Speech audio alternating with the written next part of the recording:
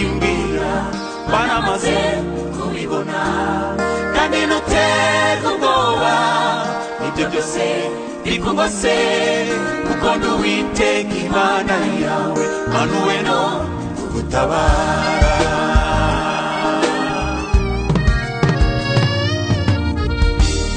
Mpora nshaka gukora ibyiza ariko ibibi bikantanga imbere. Mwami wanjye Mana yanjye bigire nte nkora iki kuko uko ndushaho kukwegera Satani nawe arandwanya cyane.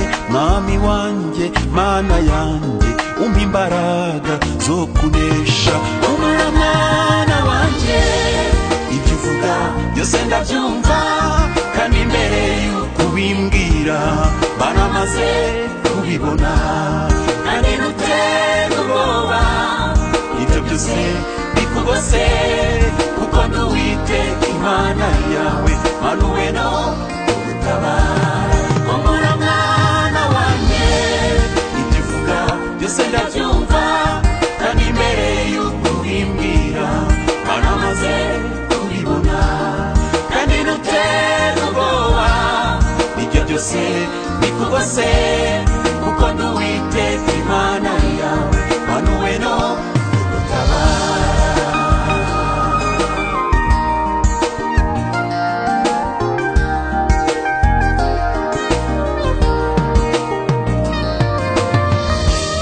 Wowe ubwawe Yesu Kristo niwe wavuze uti yemwe abarushye n'abaremerewe nimuze munsange ndabaruhura. None Mwami Yesu tuguhungiyeho twese kuko turuhijwe n'iyi si n'umubiri na Satani.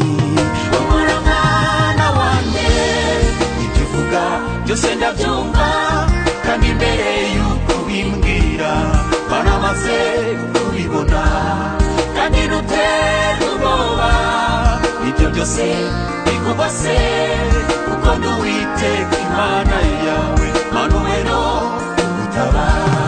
Humura mwana wanjye ibyo uvuga byose ndabyumva kandi imbere y'uko ubimbwira banamaze kubibona kandi ntuterwe ubwoba ibyo byose bikugose kuko ndi Uwiteka Imana yawe manuwe no kugutabara.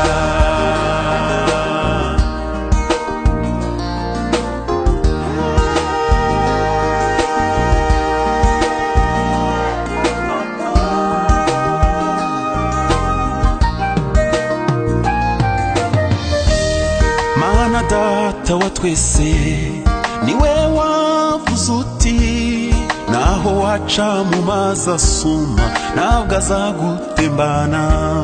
Nzakuramiza ukuboko kwanjye kw'iburyo guhoraho kuko ndi Uwiteka Imana yawe ntutinye hoyahoya. Humura mwana wanjye ibyo uvuga byose ndabyumva kandi imbere y'uko ubimbwira banamaze kubibona kandi ntuterwe ubwoba ibyo byose bikugose kuko ndi Uwiteka Imana yawe manuwe no